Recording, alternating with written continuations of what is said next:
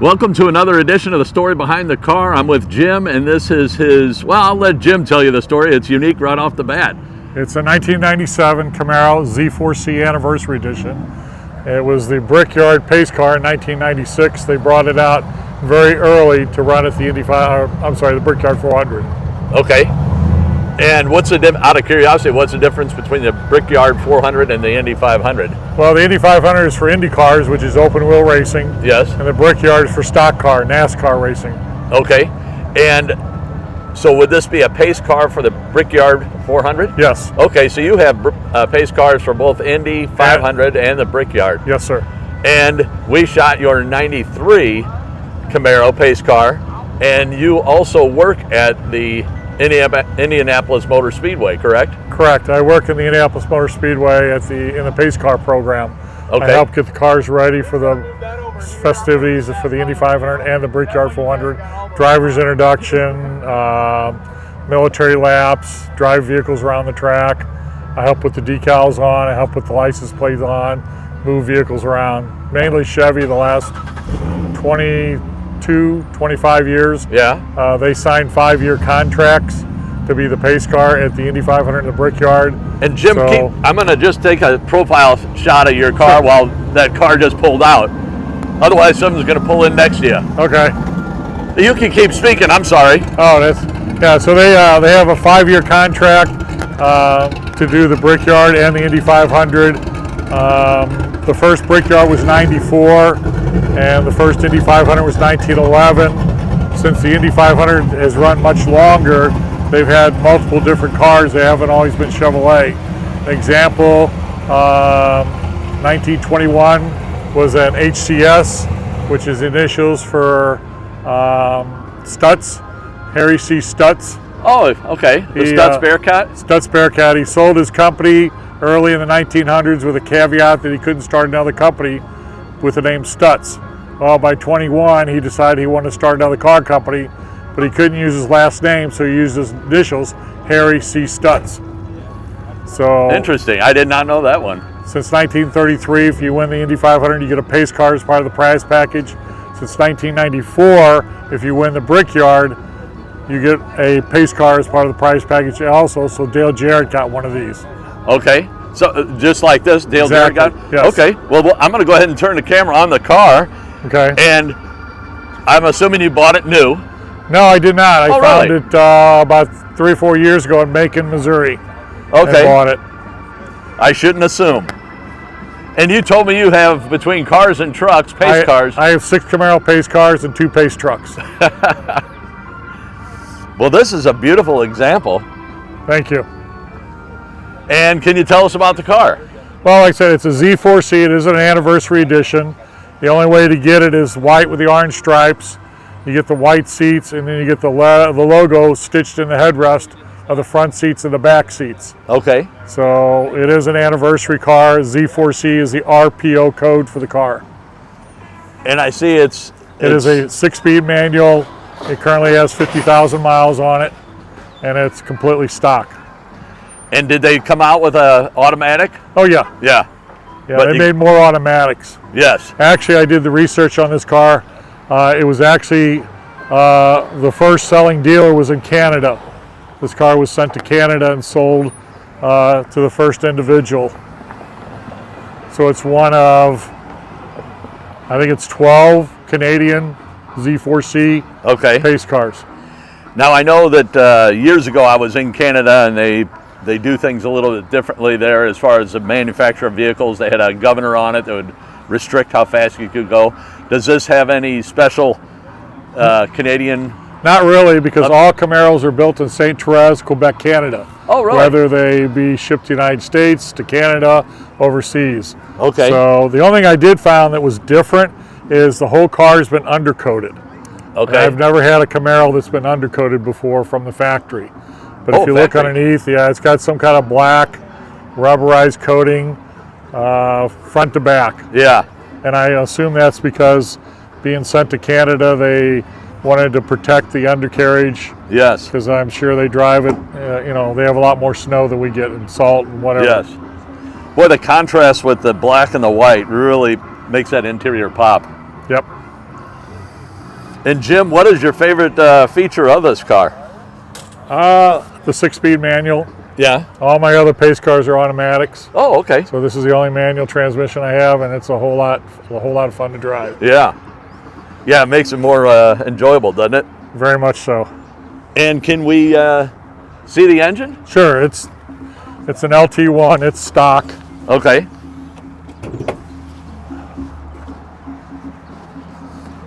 And does it have a unique sound to it, or? Not really. It's No? like I said, the exhaust is stock, the intake is stock. Everything is original on the car. It hasn't been modified. Boy, it sits pretty far back there, doesn't it? Most 4th gens, yeah, they do. They get tucked underneath the windshield to the point where if you want to pull the motor, you can't pull it out the top. It will not fit. You have to drop it out the bottom. Wow. That is really a unique.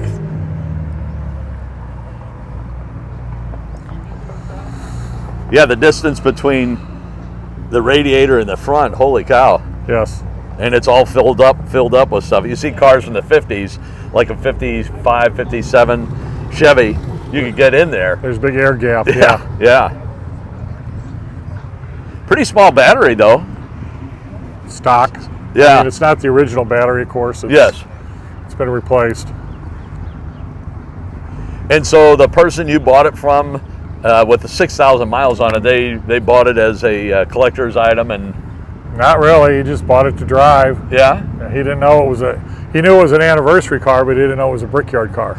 Oh, okay. I find quite often that people will buy cars and don't know that it's a pace car Really? because the lettering, when I bought it, there was no lettering on the door. Okay. I got a hold of the guys at the Speedway. They made the lettering for me, Yes. so I put it back on the door. But it's very typical.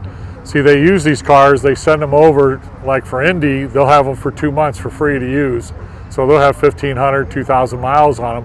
When the race is over, they get divvied out to the local Chevy dealers in Indiana, the central Indiana zone region, Yes. which will be Chicago, Cincinnati, places like that.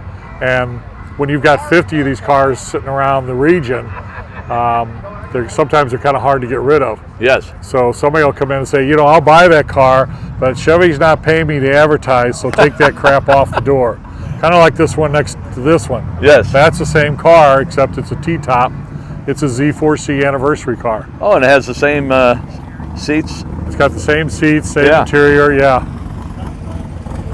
And so, would this have been a pace car, you think? No, No. because it's not. First of all, it's not a convertible. Okay. We had all convertibles at the track, except we had 3 hard tops. Okay. Those were the actual pace car. What's strange about those, they have strobe lights all on them, and in '93, like you did my '93, Yes. they built the car, they strobe lighted it, and they took it out on the track, and they put a couple of IndyCar drivers behind them. They said, we can't see the car. So what they end up doing was, let me back up a little bit, the actual pace car, both that one and this, the '93, this whole trunk area is filled in with 11 strobe lights. There's Okay. 11 strobe lights across here, and a dark piece of plastic here, and a piece of plastic here. And then the side markers strobe, the turn signal strobe, again, they put it on the track, said we can't see it. Yes. So in order to solve that problem, what they did was they took another roof, a factory roof. See, this roof is plastic. It's Okay. glued on.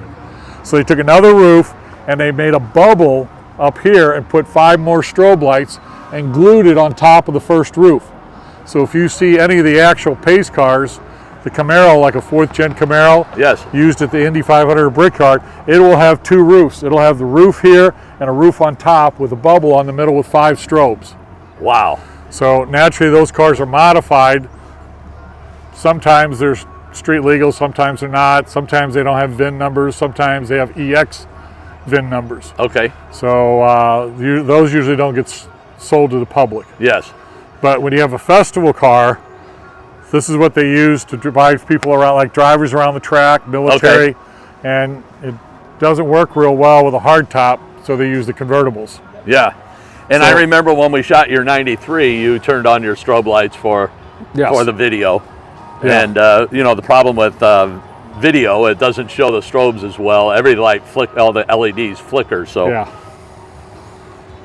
And so I remember we talked, and you were telling me that your the keys would be numbered and the license plate would be numbered so they could find the vehicle better. Correct. So this is car 125? Yes. Yeah.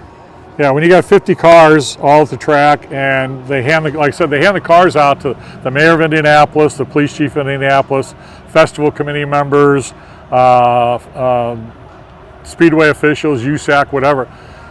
We have them all parked in a lot, so there's 50 cars. So if I hand you the keys to the car, it's a little easier now because you can go beep, beep, beep, you can find your car. Yeah. But in the older days, you couldn't do that. So did you have time to take your key, go to 50 cars and go, no, no, no.